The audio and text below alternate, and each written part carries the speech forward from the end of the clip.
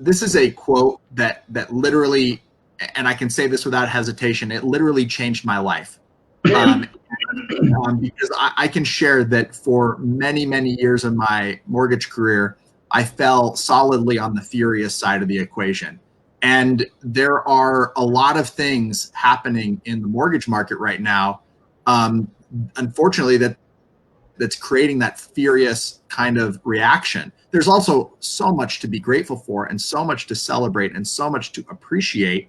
However, I know, just speaking for myself, that sometimes it's difficult to see through the day-to-day pain of working 15, 16 hours and missing closings and being overwhelmed, watching your team be overwhelmed and trying to navigate through all that and not have it wear on you, right? And not have that be the loudest voice in your head, despite the fact that there's abundance and things to be grateful for all around you. So the offering that that Mark and I'd like to, you'll hear us kind of mastermind around this and how it might apply to your businesses today, from how you're interacting with your processor, how you're interacting with your company, and your, how you're speaking to yourself and your own ability to execute on your strategies and plans. We want to offer up this mindset shift of, approach all of those processes with curiosity versus furiosity. Is that a word? Furiousness. Maybe you just made one. I love it. I just made it up. So when you hear curious, not furious, Mark, how does this land for you in your business today? Yeah, I would say I'm getting there. I really have tried to base my business off of the things I just told you: calling a real estate agent, collaborating around an appraisal, just something like that, where I'm adding value all the time. And it necessitates this abundance, even when there isn't abundance. And now there's this crazy abundance. And so I'm pretty proud of the way that I've built my business.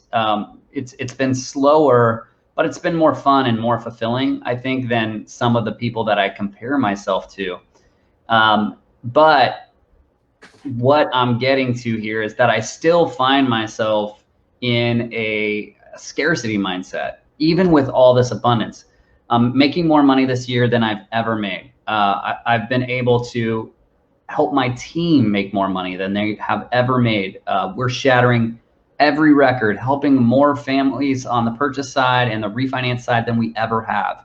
And if you were Joe Blow off the street and you looked at my life, you would be like, what is that guy complaining about? However, if I was being honest with all of you, I complain a lot internally, and it's taking a lot more work to keep myself on in gratitude. I have to work harder, and a lot of that is, like you said, just the tremendous capacity issues that we're having. The whole industry is completely inverted. It's never been this easy to go and drive business, which is my number one job. And so I feel a little complacent because I'm not out there hunting for everyone. And so, you said, what are the conversations like with yourself? That's, for me, that is the number one thing for all of us. And, just the other day, I was very clear with someone who was also a lender, came to us, wanted us to do the deal. I was very clear, like, hey, it's cool. Like, I know you're in the business. I don't want to do even the pre-qual if you're not certain that you want to engage our team. Here's all the rates, here's all the stuff. No, I'm totally in. Went down, and he ended up, flipping the script a couple days later, and it was on a weekend, right? And I could hear it. I knew what was going to happen. And I spent a couple of days really trying to get past that. And instead of getting curious, like, hey, why did that happen? What did I do that wasn't clear? How can I make sure that doesn't happen in the future? How can I wish this guy well, because we weren't obviously a good fit? It's not good business if that guy engages our team and has even a little small resentment. He's going to look for things wrong in the whole process and hurt our credibility. It's not going to be a good match. And I know that now, but I was upset with myself because at this point in my career, those upsets for me have gotten shorter and shorter and shorter. And I need to constantly remind myself, Mark, stay curious, not furious. In the scheme of things, this deal didn't matter. But the amount of space that it took up in my heart and my brain over the day and a half hurt so many other families. And instead of thinking about the 25 to 35 families that we helped that month, this is the one thing. I keep looking over here because that's where Danny is. This is the one thing, that took up most space. And so it's one thing to see it as a quote, right? But for me, this experience that I just had is what comes up for me. And I want to constantly strive. I want all of you to challenge me. I want all of us to challenge one another to try to stay on the curious side of that, because it's truly what's best, not only for me and my well-being and, for setting the tone for my team and my offices and my clients, but also that client who, obviously did not see the value in what we do. And so, I learned, hey, I can probably better articulate the value prop. I can probably sell a little harder, even though I thought it was very clear. What could I have made even more clear to make sure that didn't happen?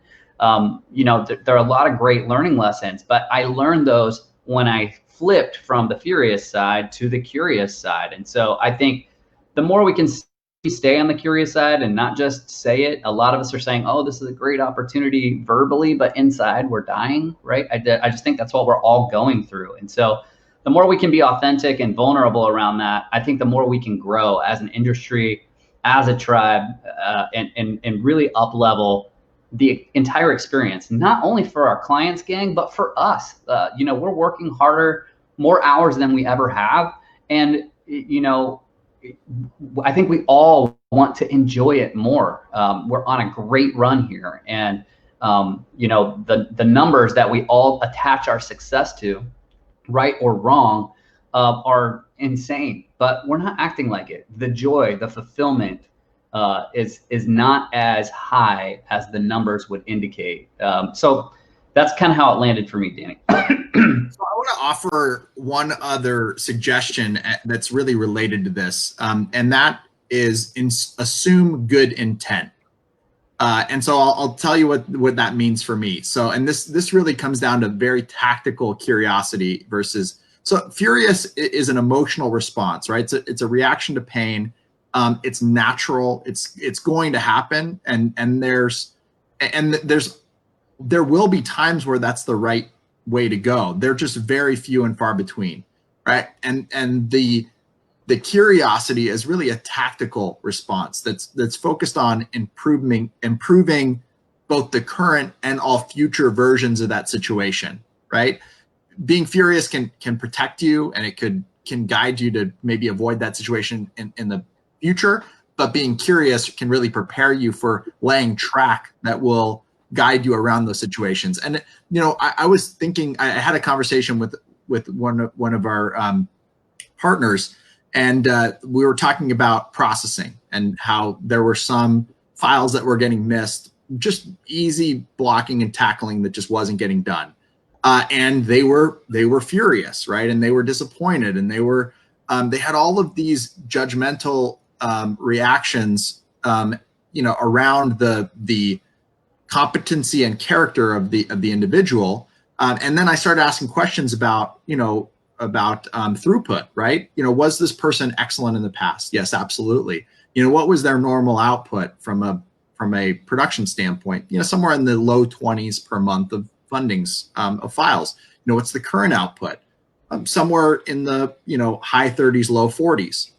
So then I started asking, well, let's say it was 25 on average, right? Are you getting 25 high quality results, right, out of this individual? Yes. There's not 40 out of 40 train wrecks, right? There's 5 out of 40 or 10 out of 40 train wrecks, and the rest of them are going smoothly because it's just natural that some deals go well, some deals don't.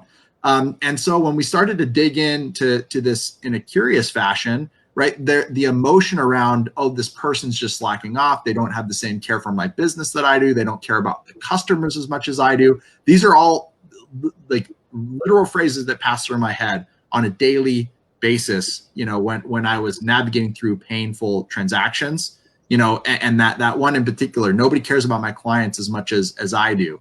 That it turns out to not be true. And if you assume good intent and know that nobody wakes up in the morning to try to make your life miserable or your client's life miserable, or your referral partner, nobody does that, right? If they did, then you have every right to be furious, right? And you have every right to want to eject that person from your business. But if you assume good intent and get curious around to what you're really getting and why these things are happening, and you take proactive steps tactically to maneuver around them, I'll offer to you that not only will your business thrive, your culture will thrive. And these are all some of the critical areas. We've shared with many of you that we've identified 22 critical components of a mortgage practice and life resulting from that mortgage practice that are mission critical, and team culture is one of those. And this quote here and this mindset shift, curious, not furious, I guarantee you will help you in many of those aspects, especially your team culture.